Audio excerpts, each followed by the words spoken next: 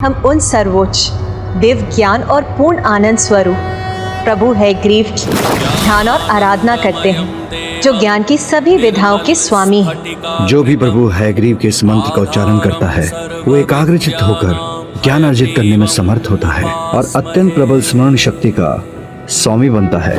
वाणी, शब्द ज्ञान और वाक चातुर्य में निपुणता के साथ तर्क वितर्क में विलक्षण प्रतिभा प्राप्त करता है। और पुत्र भक्ति और श्रद्धा से इस मंत्र का उच्चारण करने से सभी प्रश्नों के उत्तर प्राप्त होते हैं। अर्थात प्रभु हैग्रीव समस्त ज्ञान के स्रोत हैं। तो मेरे प्रश्नों के उत्तर भी मुझे उनसे सहजता से अवश्य प्राप्त होंगे। पुत्र सदा स्मरण रखना, सहजता से ज्ञान प्राप्ति करना भ्रामक भी हो सकता है। उचित है माँ। प्रभु हैग्रीव तो स्वयं ज्ञान स्वरूप है, फिर उनके समक्ष पहुंचकर कोई भ्रम कैसे शेष रह सकता है। किंतु माँ, उन माता पराशक्ति को लेकर मेरी जिज्ञासा शांत करने की कृपा कीजिए आप। माता की महिमा का ज्ञान तुम्हें प्रभु हैग्रीव से ही प्राप्त होगा पुत्र। वेदों को उनके उचित स्थान पर लौटाने के पश्चात माता पराशक्ति ने उन्हें बुद्धि और ज्ञान के ईश्वर की उपाधि भी प्रदान की। प्रभु हैग्रीव ने माता की तपस्या कर उनसे उनकी महिमा और अनेक ब्रह्मांड के अस्तित्व का ज्ञान भी प्राप्त किया, और इस प्रकार माता से समस्त ज्ञान प्राप्त कर उन्हें ज्ञान मूर्ति प्रभु हैग्रीव का पद भी प्राप्त हुआ। इसलिए पुत्र ज्ञान मूर्ति प्रभु को ढूंढकर उन्हीं से अपने समस्त प्रश्नों के उत्तर प्राप्त करने चाहिए। उनका आश्रम उस भाग में है जहाँ सघन वन में वृक्ष, पौधे अर्थात प्रकृति का प्रत्येक अंश दिव्यता से परिपूर्ण होकर माता पराशक्ति के मंत्र का जाप करता प्रतीत होता है।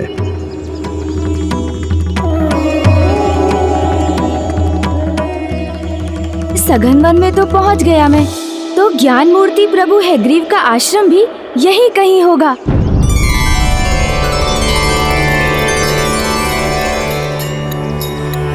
आह, कितने आश्चर्य की बात है। यहाँ तो प्रत्येक वृक्ष और पौधे का दिव्य अनुपम तेज है।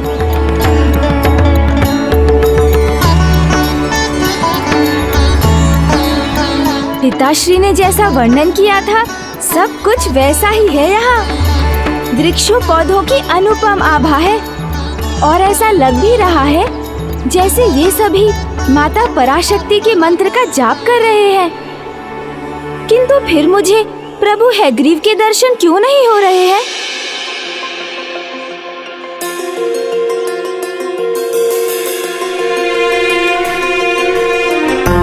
मुझे वन के इसी भाग में ढूंढना होगा उन्हें।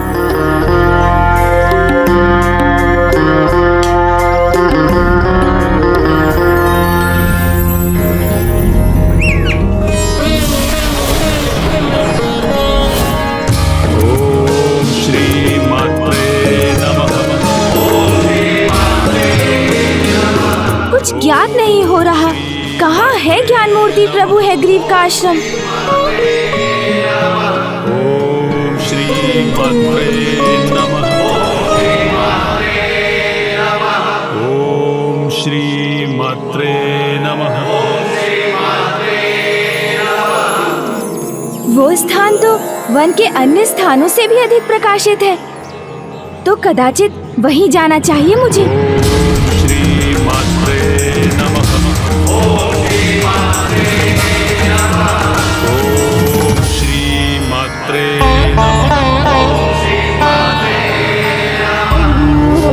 मुझे तो आशा थी कि यहाँ पहुँचने पर मुझे ज्ञान मूर्ति प्रभु हैग्रीव के दर्शन अवश्य होंगे, किंतु वो तो यहाँ भी नहीं है।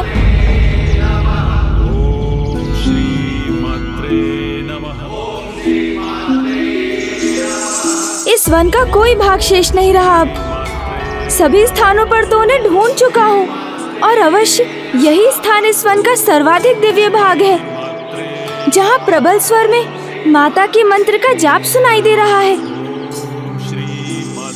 किंतु यदि प्रभु यहाँ भी नहीं है तो फिर कहाँ है वो? क्या किसी कारणवश प्रभु ने स्वयं को मुझसे गुप्त किया है? तो क्या मैंने ही अभी तक पूर्ण प्रयास नहीं किया है? पुत्र, सदा स्मरण रखना, सहजता से ज्ञान प्राप्ति करना भ्रामक भी हो सकता है। कदाचित मुझसे ही भूल हुई, जो मैंने ये मान लिया कि बिना विशेष प्रयास किए ही अत्यंत सहजता से मैं प्रभु हैग्रीव को ढूंढने में सफल होऊंगा।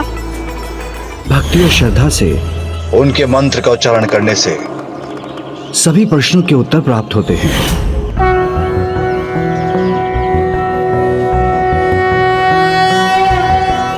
ज्ञानानन्दमयं देवं निर्मलस्फटिकाकृतिम् आधारं सर्वविद्यानां हयग्रीवम् उपास्महे।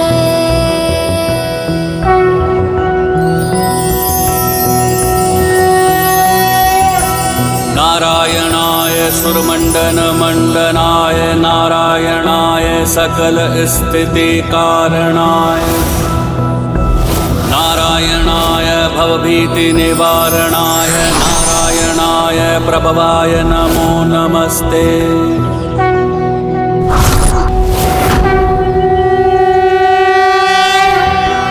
ज्ञानानन्दमयं देवं निर्मलस्फटिकाकृतिम् आधारं सर्वविद्यानां हयग्रीवम् उपास्महे।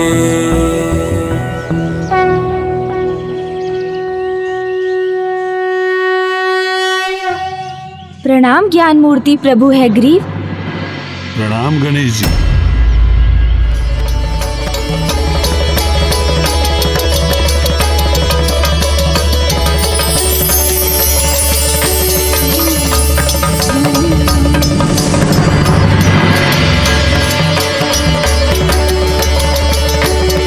हे गौरी नंदन, हे महादेव पुत्र, प्रथम पूज्य गणेश जी, मेरे आश्रम में आपका स्वागत है। मुझे ज्ञात है कि आप अपने अनेकों प्रश्नों के उत्तर ज्ञात करने के लिए यहाँ पधारे हैं। हे ज्ञान मूर्ति प्रभु हैग्रीव, आप ही संपूर्ण ज्ञान के ज्ञाता हैं, इसलिए प्रभु आप ही मेरी सभी जिज्ञासा शांत कर सकते हैं। और अभी आपके दर्शन पाकर तो मेरे मन में वो सभी प्रश्न पुनः उभर उठे हैं जिनके उत्तर पाने के लिए मैं इतना व्याकुल हूँ प्रभु। असंख्य ब्रह्मांड क्यों, कैसे और कहाँ है? माता पराशक्ति अर्थात संसार की सर्वोच्च माता कौन है? और वो तीन विचित्र जीव जिन्हें मैंने माँ, पिताश्री और कुबेर जी के साथ देखा था, वो कौन है? और मैं ये भी ज्ञात। शांत गणेश जी, आइए मेरे साथ चलिए। जी प्रभु, मेरे प्रश्नों के उत्तर देने के स्थान पर मुझे इस जलाशय की ओर क्यों ले जा रहे हैं? प्रभु कृपा कर मेरी जिज्ञासा शांत कीजिए आप। मुझे तो मेरे प्रश्नों के उत्तर चाहिए थे, फिर आप मुझे जलाशय में। शांत, तनिक धैर्य रखिए गणेश जी। इस जलाशय के जल को ध्यान से देखिए। शांत और स्थिर जल में कितना स्पष्ट प्रतिबिंब उत्पन्न हो रहा है, किंतु जैसे ही ये जल चंचल होगा, ये प्रतिबिंब अस्पष्ट हो जाएगा।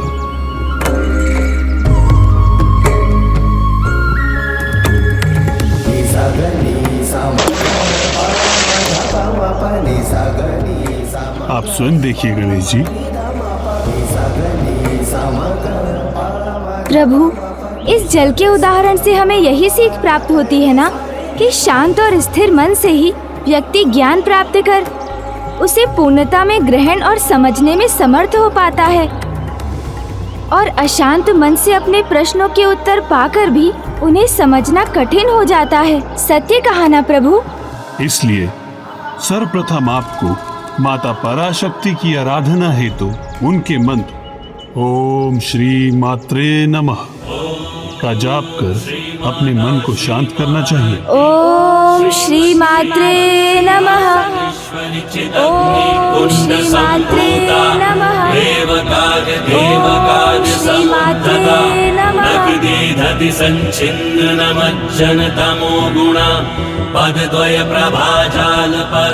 अब माता की कृपा से आपका मन शांत और स्थिर है, तो अब पूछिए गौरी नंदन, आप अपने किस प्रश्न का उत्तर चाहते हैं? हे ज्ञान और बुद्धि के ईश्वर, मेरे प्रश्नों के उत्तर देने के पूर्व मुझे आप अपने ज्ञान मूर्ति स्वरूप के दर्शन प्रदान करने की कृपा करें प्रभु। अवश्य गौरी नंदन।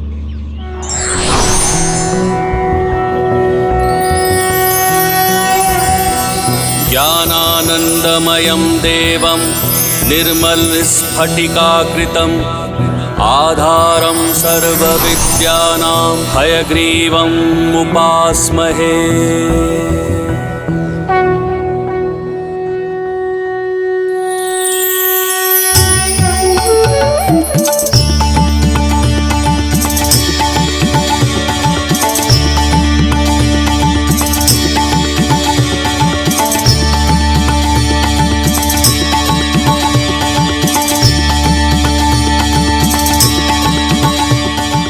प्रभु, आपके ये अद्भुत दर्शन पाकर मैं धन्य हुआ। आपकी जिज्ञासाओं से मैं परिचित हूँ गौरी नंदन, किंतु पूछिए, सर्वप्रथम आप मुझसे क्या ज्ञात करना चाहते हैं?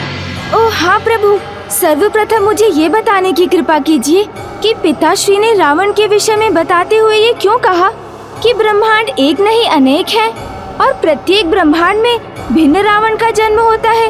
ये क्या रहस्य है प्रभु? कृपया मुझे बताइए।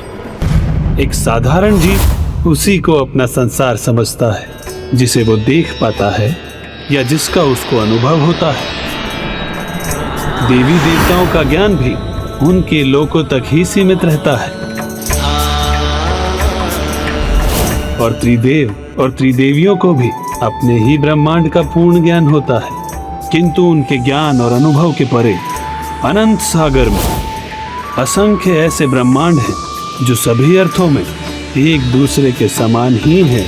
सभी ब्रह्मांडों में वही सूर्य, सौर मंडल, ग्रह और यहाँ तक कि जीव जंतु भी एक समान ही होते हैं। तो संसार की परिक्रमा करते समय परशुराम जी के साथ गोलोक जाते समय गोलोक के मार्ग में जिस अद्भुत दृश्य को देखकर मैं असमंजस में आ गया था, वो संसार के इस अनंत विस्तार का ही दृश्य था। किंतु कितने अचरज की बात है कि इन असंख्य समान ब्रह्मांडों के सभी जीव जंतु भी समान हैं। जीव जंतु, वृक्ष, पौधे, नदी, पर्वत ही नहीं गौरी नंदन, हर ब्रह्मांड के देवी देवता, उनका नेतृत्व करने वाले देवराज इंद्र, त्रिदेव, त्रिदेवियां भी समान हैं। अर्थात ब्रह्मदेव, विष्णुदेव और महादेव हैं। हाँ गौरी नंदन, और स्वयं आप भी। स्वयं मैं भी?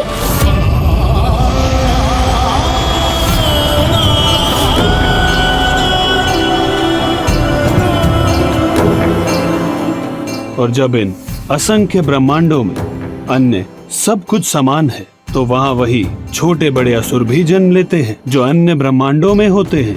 ओम नमः शिवाय, ओम नमः शिवाय, ओम नमः शिवाय,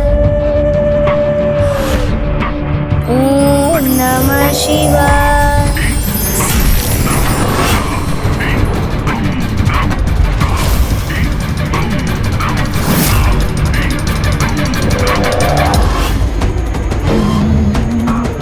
कितना अद्भुत है ये दृश्य। अर्थात हमारे महानायक की शक्ति में वृद्धि हो रही है।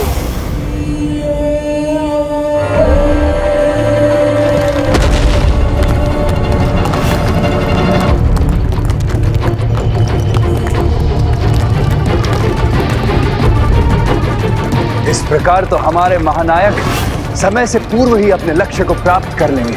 प्रत्येक ब्रह्मांड का समय चक्र भी समान रूप से ही गतिमान होता है, जिसके अनुसार प्रत्येक कल्प के प्रत्येक त्रेता युग में असुर रावण का जन्म होता है, जो हर ब्रह्मांड में एक समान अधर्म और दुराचार करता है। फिर उसकी पापों की गागर भरने पर प्रभु श्री हरि नारायण राम अवतार में उसका वध कर पुनः धर्म की स्थापना करते हैं। महादेव के कथन के पीछे छिपे इस गूढ़ रहस्य को मुझ पर उजागर करने हेतु आपका कोटि कोटि धन्यवाद प्रभु। अब ज्ञात हुआ मुझे कि माता पराशक्ति की रचना और जीवन की क्रिया तो अनंत है, ब्रह्मांड एक नहीं अनेक हैं। हाँ गौरी नंदन गणेश जी, और इस असंख्य ब्रह्मांड का 108 की संख्या के समूह में अनंत विस्तार है जो संयुक्त रूप से एक महाब्रह्मांड की रचना करते हैं। अनंत ब्रह्मांडों की जननी है समस्त माताओं की माता, माता पराशक्ति। प्रणाम माता। प्रणाम माता। मेरा अगला प्रश्न तो माता पराशक्ति को लेकर ही था प्रभु। माँ ने कहा था उनका रहस्य भी आप ही को ज्ञात है, तो मुझे बताने की कृपा करें प्रभु कि क्या वो माँ पार्वती से भिन्न है और उनका निवास कहाँ है। न वो हमसे भिन्न है न हम उनसे, और ये असंख्य ब्रह्मांड भी तो उन्हीं के अंश है। माता पार्वती जगत जननी है और माता पराशक्ति प्रत्येक जगत की जननी है। माता पार्वती की भी इसलिए तो उन्हें माताओं की माता भी कहा जाता है। संपूर्ण संसार अर्थात इस अनंत संसार के कण कण में जो सर्वोच्च चैतन्य के रूप में व्याप्त है, जिनसे सर्व जगत में चेतना का संचार होता है, जो चैतन्य की व्यक्त और द्वितम रूप है, उन्हीं माता ललिता पराशक्ति का सभी दिव्य शक्तियों में सर्वोच्च स्थान है। संपूर्ण संसार अर्थात इन अनंत असंख्य ब्रह्मांडों में रचित महाब्रह्मांड में माता पराशक्ति की ही सत्ता है। जो हो चुका है, जो हो रहा है और जो होने वाला है, सब उन्हीं की लीला है। और उन्हीं की लीला के अनुसार आपने उन तीनों दृश्यों को देखा था गौरी नंदन। किंतु प्रभु वो तीन जीव हैं कौन? वो तीनों तीन महाविकारों से जन्मे तीन महाअसुर हैं, जो प्रत्यक्ष और अप्रत्यक्ष रूप से प्रभावित कर मनुष्य को उनके पतन की ओर ले जाते हैं। उनमें प्रथम नरकंकाल रूपी लोभासुर है, जिसका जन्म लोभ से हुआ था। उसे आपने कुबेर जी के साथ इसीलिए देखा क्योंकि उसका जन्म स्वयं कुबेर जी के लोभ से हुआ था।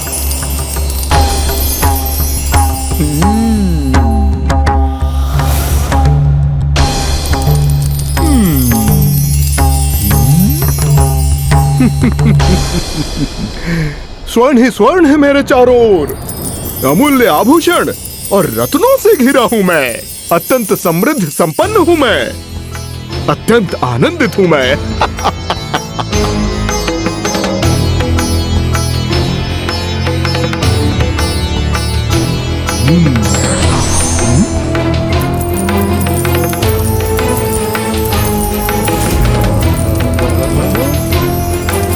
स्वर्ण ही स्वर्ण।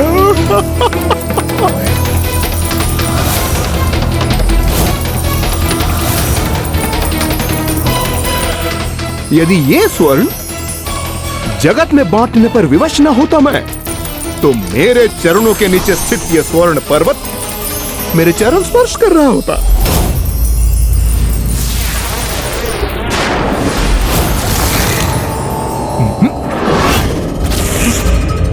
ये मेरा चरण स्पर्श किसने किया?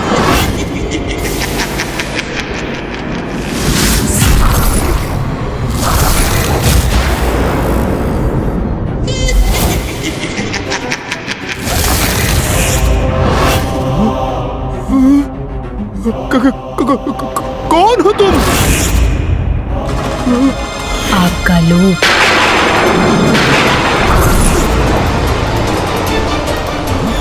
यदि ये स्वर्ण जगत में बांटने पर विवश न होता मैं, तो मेरे चरणों के नीचे स्थित ये स्वर्ण पर्वत मेरे चरण स्पर्श कर रहा होता। ये क्या हो गया मुझसे? जिस धन संपत्ति का मैं मात्र संरक्षक हूं, उसी के लोभ के वश में कैसे आ गया मैं?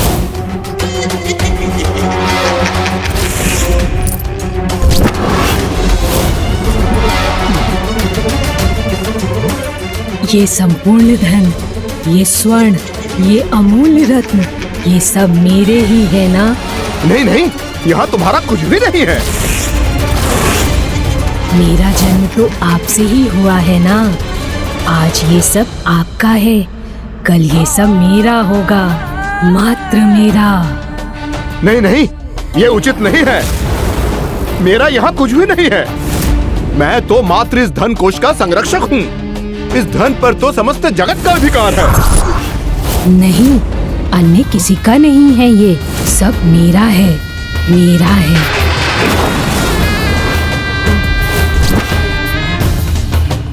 रुक जाओ, छोड़ो उसे और चले जाओ यहाँ से।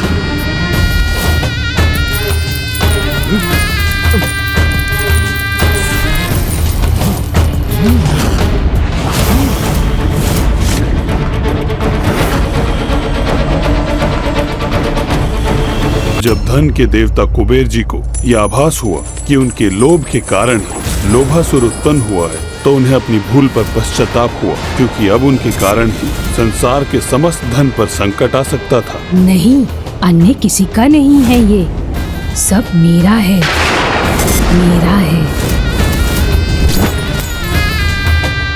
रुक जाओ, छोड़ो उसे और चले जाओ यहाँ से।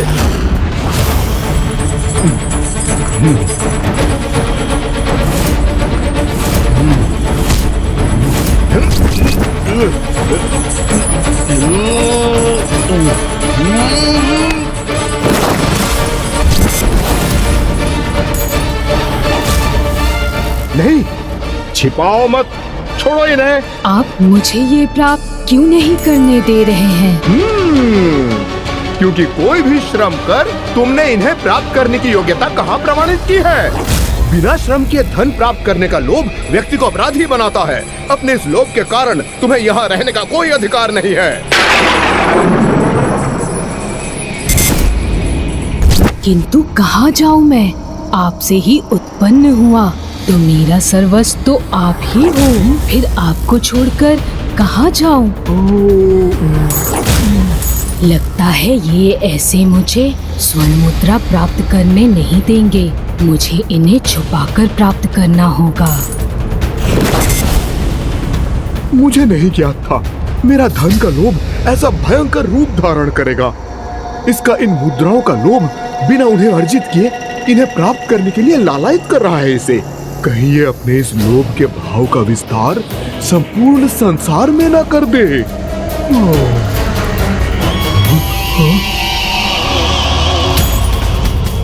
यदि आपकी यही इच्छा है कि मैं यहाँ से प्रस्थान करूं, तो मैं चला जाता हूँ यहाँ से।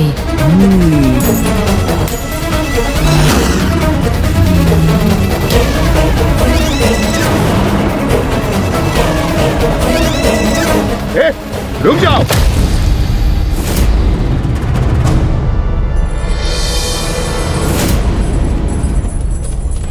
उन मुद्राओं को यहीं पे छोड़ दो, अन्यथा इसका अत्यंत भीषण परिणाम तुम्हें भुगतना होगा। और सुनो, अपना मुख मुझे कभी मत दिखाना। अब चले जाओ यहां से।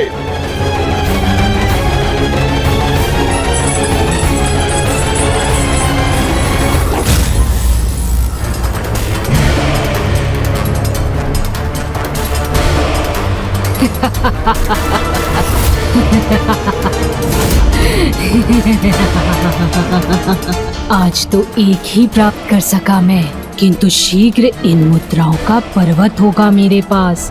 कुबेर जी, जितनी मुद्राओं के आप स्वामी हैं, उतनी ही मुद्राओं का स्वामी तो मैं अवश्य बनूंगा। फिर क्या हुआ प्रभु? वो लोभ एक विकार से उत्पन्न हुआ था और अन्य विकारों के समान निरंतर बढ़ता ही गया। जिस दिवस आपने उसे कुबेर जी के साथ देखा था, कुबेर जी उससे सुधरने का आग्रह कर रहे थे।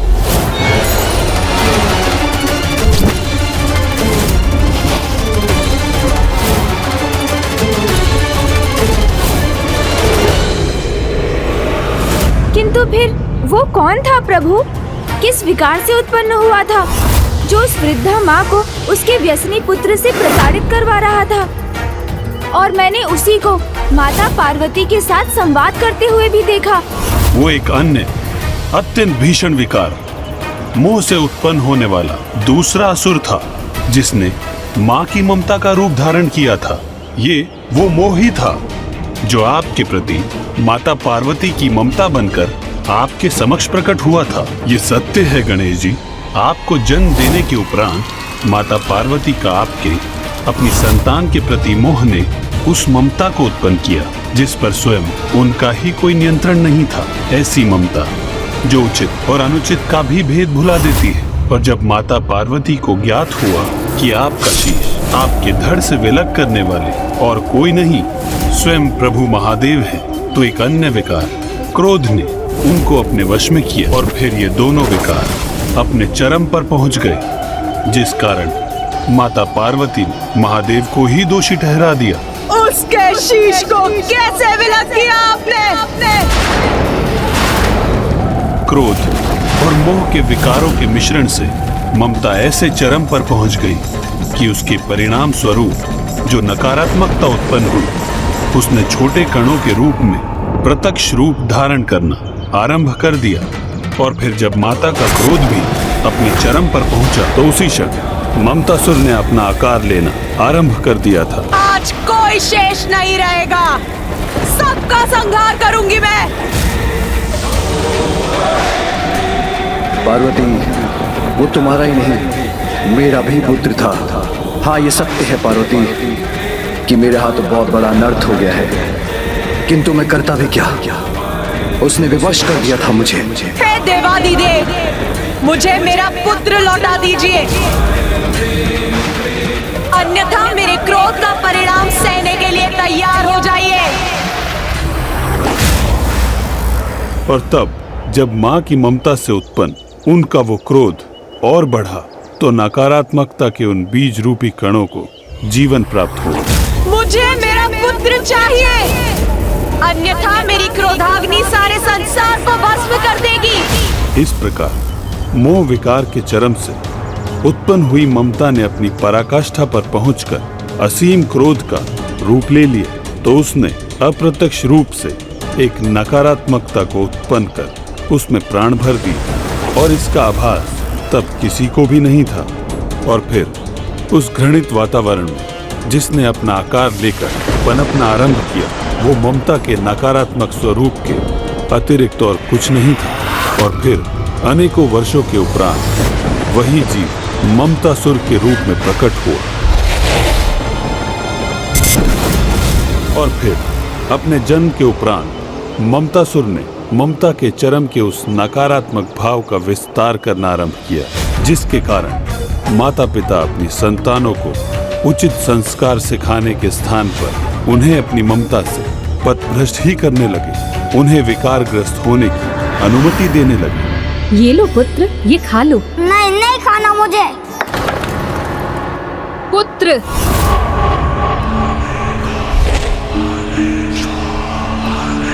अच्छा, पुत्र को खीर नहीं खानी तो कोई बात नहीं, मैं तुम्हारे लिए कुछ और बना देती हूँ। निर्दोष पक्षियों को कष्ट देना अधर्म है वत्स।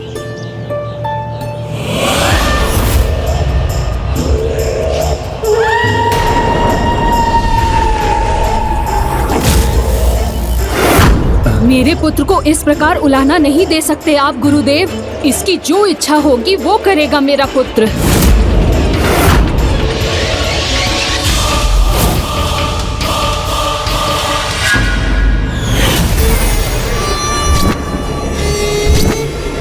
हाँ प्रभु, मैंने भी इसकी उपस्थिति में एक पुत्र के हाथों माँ को प्रताड़ित होते देखा था। हाँ, ये ममतासुर का ही प्रभाव है, जिससे एक माँ अपनी संतान की हर भूल और अपराध को क्षमा कर उसे उचित मार्ग दिखाने से चूक जाती है। इसलिए जब माँ पार्वती को उसके अस्तित्व का ज्ञान हुआ, तो उन्होंने उससे भेंट की, जिससे वो ममतासुर को समझा सके और उसे यह अधर्म करने से रोके।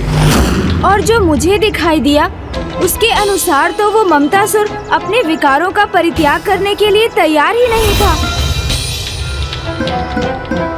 किंतु ये तो अत्यंत दुख की बात है कि स्वयं माँ से भी एक भूल हुई, जिससे इतना प्रभावी और भयंकर महाअसुर उत्पन्न हो गया। माता पार्वती से ही नहीं, भूल तो स्वयं महादेव से भी हुई थी, जिसके कारण तीसरे असुर कामासुर का जन्म हुआ था। पिताश्री से भूल हुई थी? हाँ गणेश जी, ये एक कटु सत्य है कि स्वयं जगत पिता महादेव उस तीसरे असुर के जन्म का कारण बने। और ऐसा तब हुआ जब प्रभु महादेव ने अपने आराध्य प्रभु नारायण के उस रूप में उनके दर्शन करने की इच्छा व्यक्त की जो उनका सर्वाधिक मनमोहक रूप है।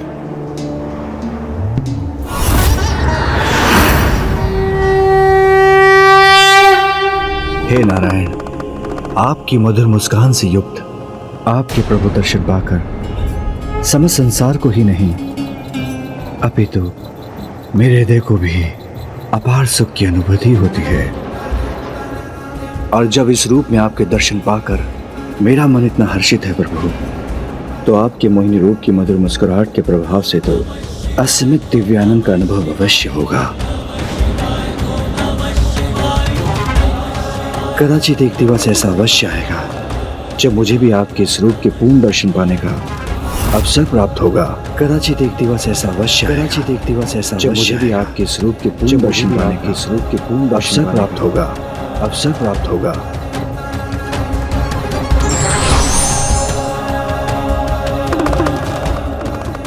महादेव, आपकी इच्छा तो मेरे लिए आदेश के समान है।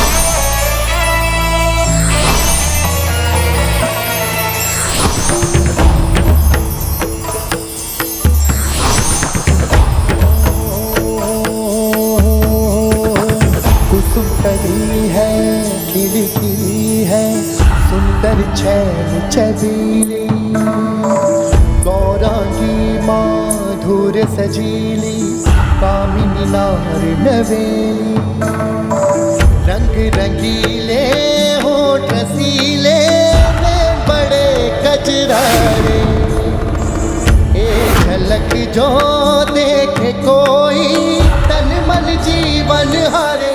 प्रणाम प्रभु महादेव, मैं मोहिनी रूप में आपके समक्ष उपस्थित हूँ।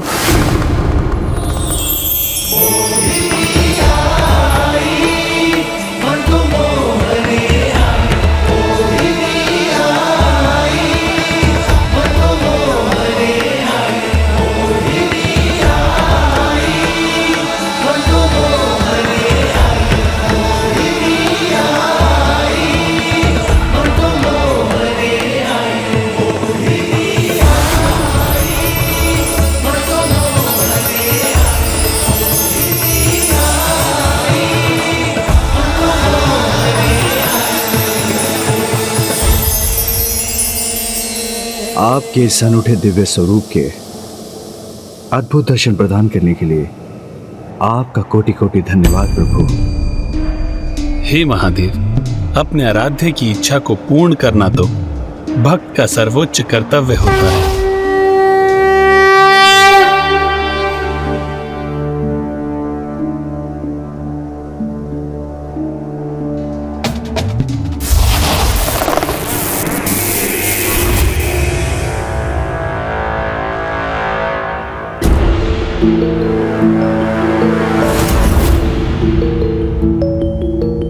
प्रणाम महादेव, अब मुझे आज्ञा दीजिए।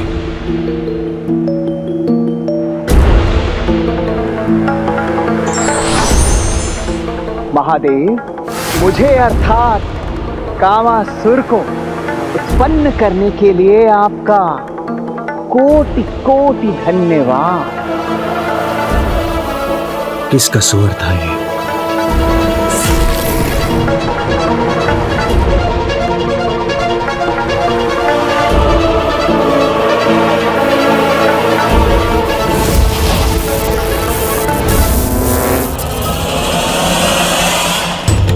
ये तो एक बहुत बड़ी भूल का परिणाम है, ऐसी भूल जो जगत के लिए अत्यंत विनाशकारी प्रमाणित होगी।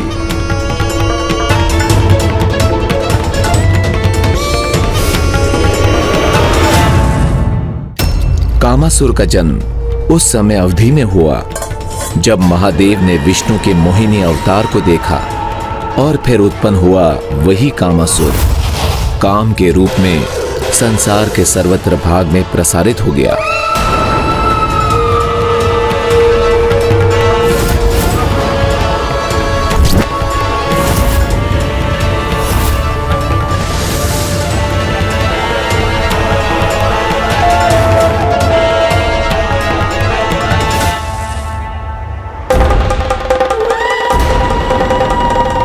श्रीमान, सब्जी वापस क्यों रख रहे हैं? मुझे दीजिए ना।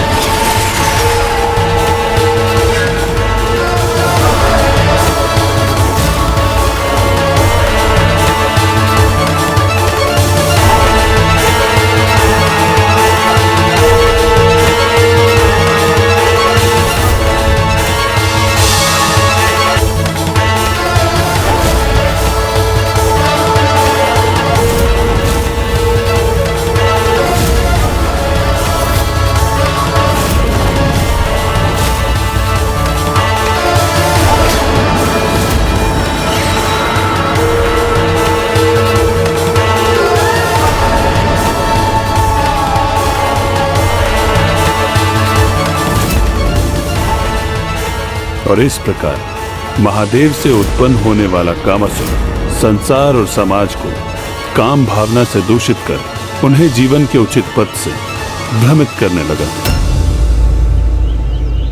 हाँ प्रभु, मुझे स्मरण है जिस दिवस मैंने उस कामासुर को पिताश्री के साथ देखा था, उसी दिवस वो एक भक्त को अपने दुष्प्रभाव से ग्रस्त कर प्रभु की आराधना से भटका रहा था।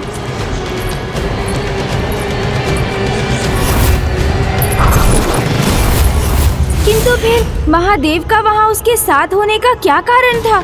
गणेश जी, उस दिवस प्रभु महादेव कामासुर को यही चेतावनी दे रहे थे कि वो संसार और समाज को अपने प्रभाव से दूषित करना रोक दे।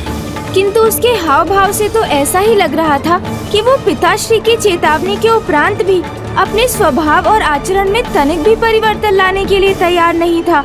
हाँ गणेश जी, विकार एक बार जागृत हो जाए, उन्हें बढ़ने का अवसर प्राप्त हो जाए तो फिर उन्हें शांत करना अत्यंत कठिन होता है। और ये तीनों भी अपने स्वभाव और आचरण में कोई परिवर्तन लाने के लिए न तो तैयार थे, न ही इसके लिए उन्हें कोई विवश कर सकता था, क्योंकि इन तीनों असुरों का जन्म होने के कुछ समय उपरांत जब प्रथम बार इनकी भेंट हुई तो हम तीनों विकार साकार और आकार तो हो गए।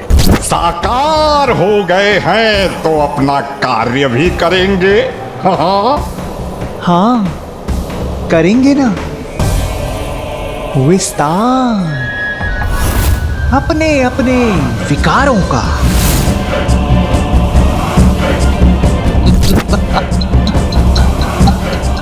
तभी तो बढ़ेगी हमारी शक्ति। वो शक्ति अपने चरम पर तब पहुंचेगी जब हम तीनों अमरत्व को प्राप्त होंगे। अमरत्व?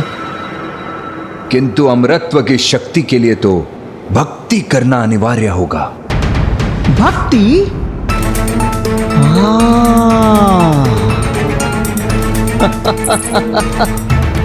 अब समझ में आया कि उस भक्ति को समूल नष्ट करने के लिए सर्वप्रथम हम उसे अपनाएंगे और करेंगे तब घोर तप।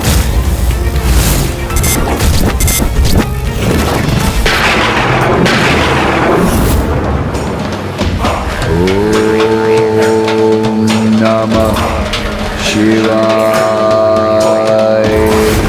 ओम नमः शिवाय।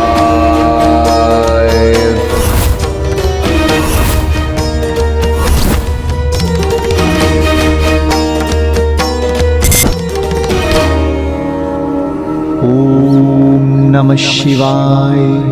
ओम नमः शिवाय।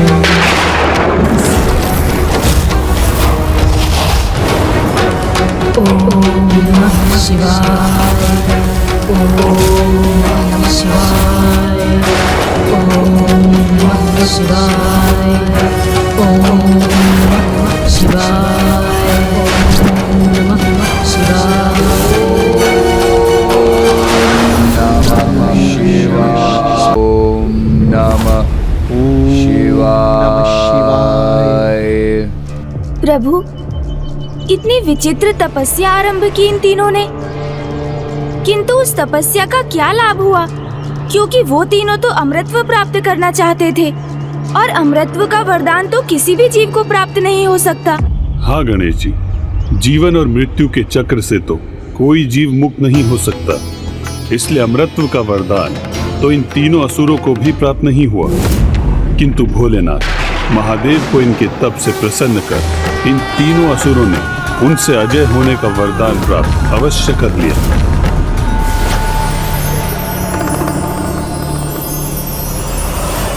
ओह, अब मुझे ज्ञात हुआ प्रभु, ये तीनों असुर पिताश्री के वरदान से सुरक्षित होकर अजय हो गए थे, इसलिए शक्ति से उन्हें क्षति पहुंचाकर पराजित करना असंभव था। कुबेर जी से ऐसी भूल हुई, ये सत्य तो मैं स्वीकार कर सकता हूँ, किंतु जगत जननी माँ पार्वती, जो सदा जगत कल्याण के प्रति समर्पित रहती है, और महादेव, जिन्होंने संसार की रक्षा हेतु कालकूट विष को भी अपने कंठ में धारण किया, उन्होंने इतनी बड़ी भूल कर ऐसे महासुरों को कैसे उत्पन्न कर दिया, जो समस्त संसार के महासंकट ही नहीं, संपूर्ण सृष्टि के सर्वनाश का कारण भी बन सकते हैं।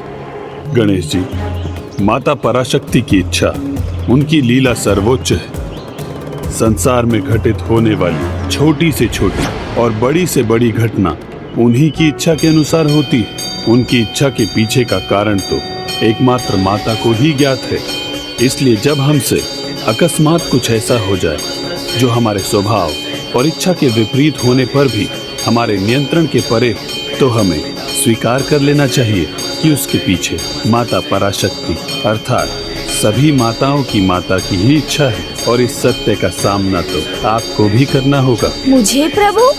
आप प्रभु महादेव और माता पार्वती की भूल को तो देख पा रहे हैं गौरीपुत्र, किंतु उस भूल को नहीं जो स्वयं आपसे हुई। भूल हुई है मुझसे? हाँ गौरीपुत्र, इन तीनों से अधिक भीषण, अधिक भयंकर भूल तो आपसे हुई। वो भूल जिसका नाम है भंड कुमार अर्थात भंडासुर।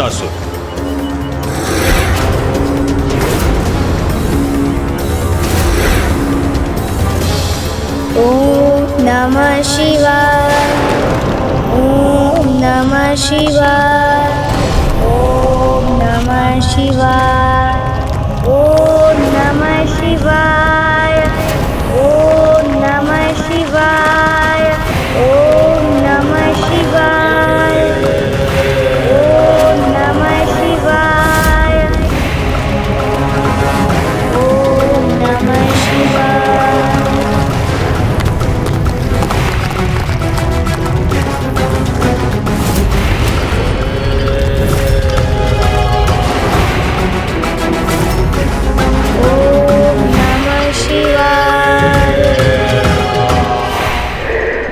नित्य वृद्धि हो रही है हमारे महानायक भंडासुर के प्रभाव में, अर्थात हमारे महानायक भंडासुर अवश्य ही अपनी योजना में सफल हो रहे हैं।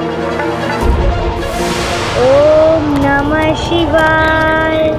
तो अब हमें भी अपना नियत कार्य पूर्ण करना चाहिए।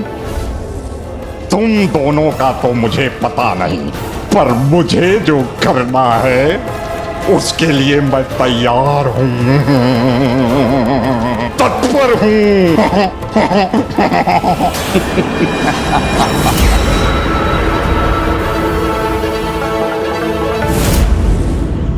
आपने जिस भंडासुर का सृजन किया है, जिसे जीवन प्रदान किया है, वो तो सभी असुरों से कहीं अधिक भयंकर, कहीं अधिक सर्वनाशी है। उसके समक्ष तो हिरण्याक्ष, हिरण्यकश्यप, ताड़कासुर, महिषासुर, शुंभ निशुंभ, मायासुर, दुर्गमासुर जैसे महासुर भी अत्यंत तुच्छ प्रतीत होंगे, क्योंकि ये भंडासुर और इसकी दुष्टता का भयानक प्रभाव उन सभी असुरों से अनेक गुना अधिक होगा।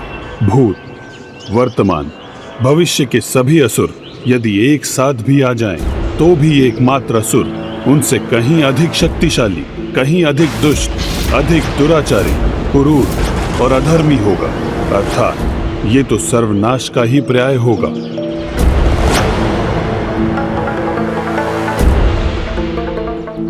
अपनी सर्वनाशी सत्ता मात्र एक ब्रह्मांड पर नहीं, अपितु अनेकों ब्रह्मांडों पर स्थापित करेगा।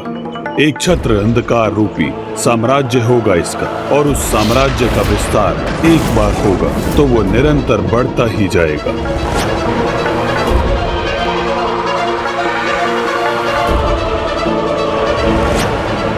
धर्म, पुण्य, अच्छाई का सबसे बड़ा शत्रु होगा ये, जिसके लिए बड़े से बड़ा पाप, अधर्म और अन्य किसी को होने वाला कष्ट चलता है ही होगा।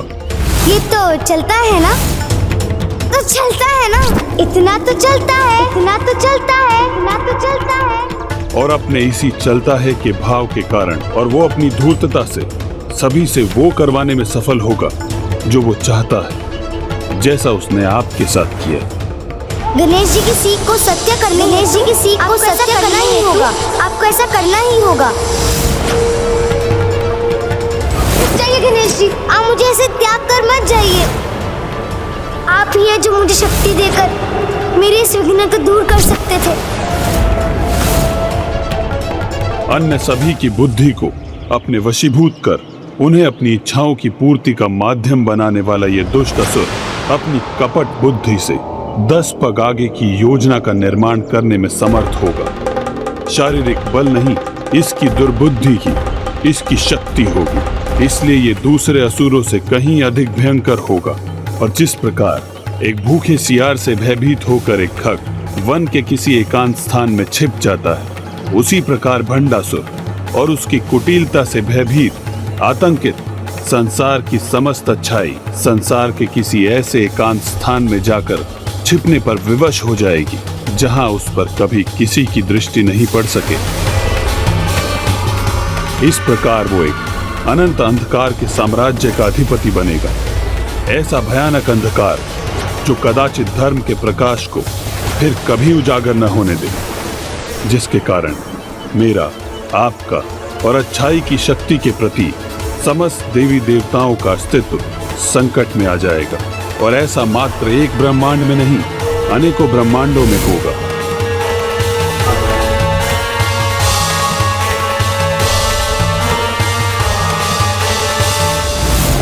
मुझसे इतनी बड़ी भूल हो रही थी, किंतु फिर मुझे इसका आभास क्यों नहीं हुआ? गणेश जी, आपके इस प्रश्न का उत्तर भी माता पराशक्ति की लीला में ही निहित है। यदि बिना ज्ञात हुए हमारे नियंत्रण के बाहर हमसे कोई ऐसी बड़ी भूल होती है, तो वो भी माता पराशक्ति की इच्छा से ही होती है। प्रभु, माता पराशक्ति की लीला अपरंपार है, अज्ञात है, किंतु क्या माता अपनी इस लीला से मेरी ही परीक्षा हेतु इस महासंकट रूपी महाअसुर भंडासुर से मुक्त होने का उपाय ढूंढने के लिए प्रेरित कर रही हैं? मुझे विश्वास है प्रभु कि माता ने इसीलिए मेरे मन में प्रश्न उत्पन्न किए और उन प्रश्नों के उत्तर पाने आपके पास भेजा। तो मैं भी इस अंधकारी भंडासुर को रोकने का अथक प्रयास करूंगा। आप कृपा कर इस कार्य में मेरा मार्गदर्शन करने की कृपा करें प्रभु। मुझे कोई उचित उपाय सुझाएं। गणेश जी, लोभ, मोह, काम, क्रोध, मद और मात्सर्य, ये 6 महाविकार जो भंडासुर की शक्ति के स्रोत हैं, जब ये पूर्ण रूप से उसमें समाहित होंगे तभी सर्वशक्तिशाली बनेगा वो। किंतु जन्म से उसमें 3 विकार अर्थात क्रोध, मद, मात्सर्य ही उपस्थित हैं। लोभ, मोह, काम की शक्ति वो लोभासुर, ममतासुर और कामासुर को अपने भीतर धारण करने पर ही प्राप्त करेगा। और ये तीनों भी तब तक अपने स्वामी को शक्ति प्रदान करने हेतु किसी न किसी प्रयास में अवश्य तत्पर रहेंगे। इसलिए यदि भंडासुर को सर्वशक्तिशाली अपराज्य भंडासुर बनने से रोकना है तो आपको इन तीनों असुरों को रोकना ही होगा। मैं ऐसा अवश्य करूंगा प्रभु। लोभासुर, ममतासुर और कामासुर को भंडासुर का भाग बनने से अवश्य रोकूंगा मैं। जो भूल मैं कर चुका हूँ उसे सुधारने का तो एक ही उपाय है मेरे पास। इसलिए हे प्रभु, मुझे आशीष दीजिए कि मैं किसी भी प्रकार इन तीनों असुरों द्वारा भंडासुर को पूर्ण होने से रोकने में सफलता प्राप्त करूं।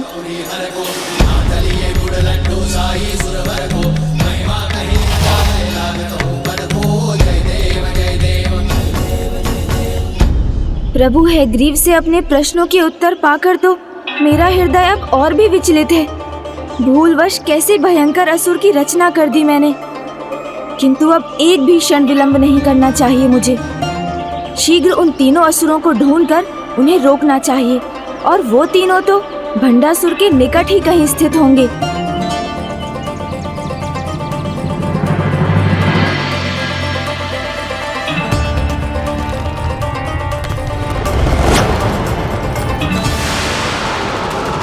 कम अवधि में ही इतने अधिक तपोबल का संचय कर लिया इस भंडासुर ने। इस प्रकार तो प्रभु हैग्रीव की भविष्यवाणी सत्य हो जाएगी। मुझे शीघ्र ही कुछ करना होगा। गणेश, शीघ्र मेरे साथ चलो अनुज, क्योंकि देवताओं को हमारी अत्यंत आवश्यकता है। क्योंकि अनुज, देवताओं पर एक अज्ञात संकट छाया है। किसी ने देवताओं के अमूल्य रत्न चुरा लिए हैं, वो रत्न जो उनकी शक्ति के स्रोत है। और इतना ही नहीं अनुज, उस धूर्त चोर ने सभी इच्छाओं की पूर्ति करने वाले कल्प वृक्ष, माता कामधेनु और दिव्याश्व, उच्च श्रेवा का भी अपहरण कर उसे अपने साथ ले गया है।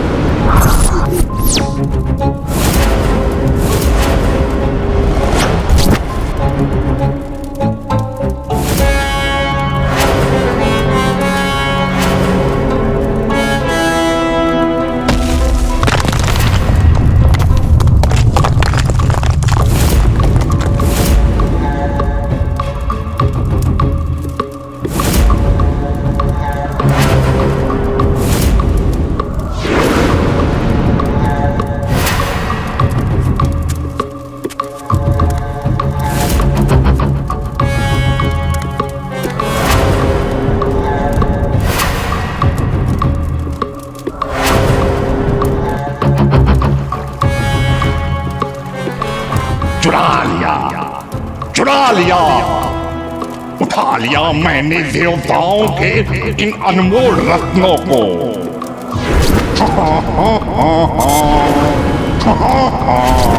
अब इन्हें यहीं सुरक्षित करूंगा मैं।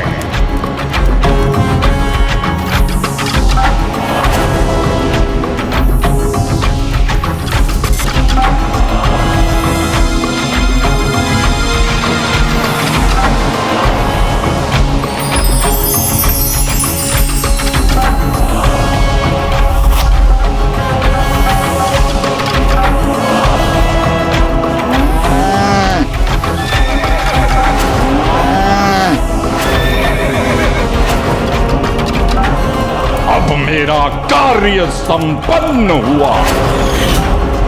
इसका कार्य हो सकता है। ना तो इसका किसी को ज्ञान है और ना ही कोई संकेत। देवताओं के अनुसार भी ये सभी रत्न अचानक ही स्वर्ग से अदृश्य हो गए। और जिसने भी ये कार्य किया है वो पूर्ण रूप से अज्ञात है। तो मैं भी उस चोर को कैसे ढूंढूं? मुझे इन पद चिन्हों को देखकर कुछ आभास हो रहा है। ओम नमः शिवाय। और ये तीनों भी तब तक अपने स्वामी को शक्ति प्रदान करने हेतु किसी न किसी प्रयास में अवश्य तत्पर रहेंगे। मुझे ज्ञात है ये किसका कार्य है। तो शीघ्रता करो अनुज, मुझे बताओ कि कौन है वो दुष्ट।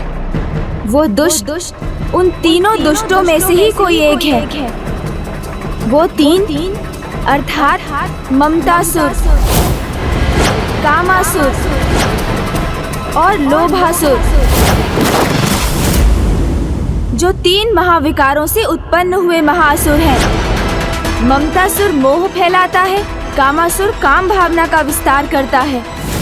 चोरी हुए इन तीनों रत्नों से इन दोनों का तो कोई संबंध नहीं लग रहा। तो शेष रहा वो लोभासुर।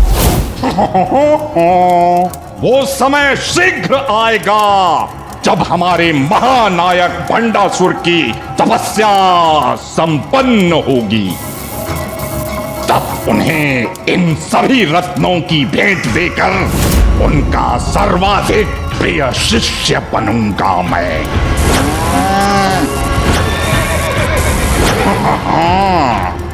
क्योंकि ये इच्छा पूर्ति करने वाली कामधेनु गौ माता केवल दुग्ध ही नहीं देती अपितु किसी की भी मनोकामना तत्काल पूर्ण भी कर देती है। ये कल्प वृक्ष उन्हें दिव्य अस्त्र क्रूर पशु सेना देगा। और ये उच्च सर्व अश्व उनका दिव्य वाहन बनकर उन्हें अजय बना देगा। और जब इन सभी की भेंट मुझसे प्राप्त करेंगे महानायक भंडासुर जी, तो फिर उनके असुर सम्राट बनने पर तो उनका मुख्य सेनापति तो मैं ही बनूंगा। असुर सेनापति लोभासुर की जय। भैया, मुझे पूर्ण विश्वास है कि ये कार्य उस लोभासुर का ही है। लोभ उसका स्वभाव है और चोरी उसका कर्म। अनुज, यदि माता कामधेनु कल्प वृक्ष और दिव्य अश्व उच्च श्रेवा का अनुचित उपयोग हो तो देवताओं के साथ साथ समस्त सृष्टि पर भी अनिष्ट की छाया छा जाएगी। इसीलिए हमें शीघ्र अतिशीघ्र उन रत्नों को ढूंढकर उसे उनके उचित स्थान पर लौटाना होगा। वो लोभासुर अभी कहाँ होगा ये तो मुझे ज्ञात नहीं भैया, किंतु उसे कहाँ बुलाकर बंदी बनाया जा सकता है ये अवश्य ज्ञात है। और वो स्थान है कुबेर जी का राजभवन। मूषक जी,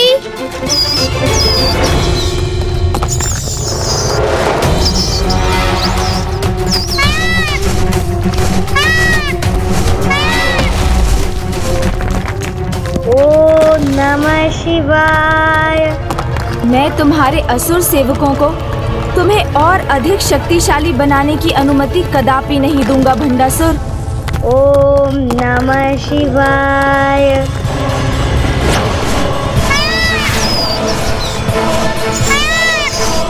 किंतु कुबेर जी का भवन ही क्यों अनुज गणेश? उसे वहीं बंदी क्यों बनाया जा सकता है? और कौन है ये असुर? वो सब मैं आपको मार्ग में बताऊंगा भैया। आपने ही कहा था ना, अधिक समय नहीं है हमारे पास, इसलिए अभी हमें शीघ्रता करनी होगी। मयूर जी,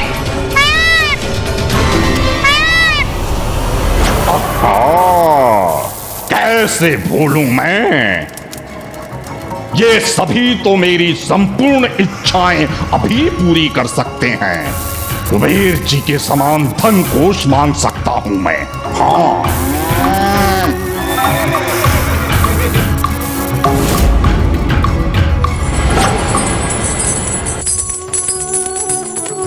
प्रणाम प्रथम पूज्य गणेश जी। प्रणाम कुबेर जी। प्रणाम देव सेनापति कुमार कार्तिकेय।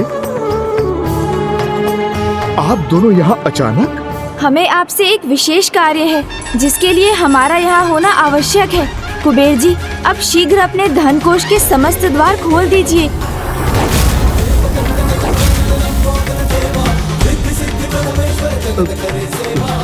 कदाचित मुझसे सुनने में कोई भूल हुई है, अन्यथा क्या मैं ज्ञात कर सकता हूँ कि गणेश जी आप मुझे ऐसा अनुचित आदेश क्यों दे रहे हैं? हाँ अनुज गणेश, तुम संसार के सबसे बड़े धन कोष के द्वार खोलकर उसे असुरक्षित छोड़ने के लिए क्यों कह रहे हो कुबेर जी से? जिससे मैं संसार के सबसे बड़े लोभी महासुर लोभासुर को अपने जाल में बंदी बना सकूं।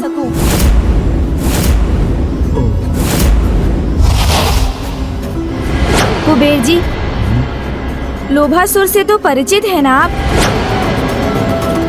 तो ये भी समझ लीजिए कि स्वर्ग के रत्नों और माता कामधेनु, कल्प वृक्ष और उच्चैश्रवा की चोरी में अवश्य लोभासुर का ही हाथ है।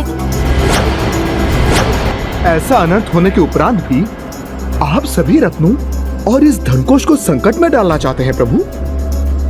यदि लोभासुर मुक्त है तो आपका धनकोष तो वैसे भी संकट में है, क्योंकि जो चोर स्वर्ग से रत्न चुरा कर ले जा सकता है तो कभी ना कभी आपके धनकोष का धन चुराने भी अवश्य आएगा।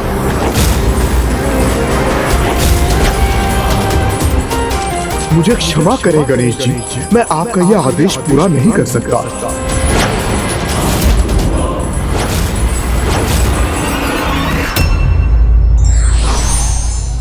लोभ हर विकारों में सबसे बड़ा विकार है। ये मनुष्य की बुद्धि तत्काल हर कर उसका पतन कर देता है।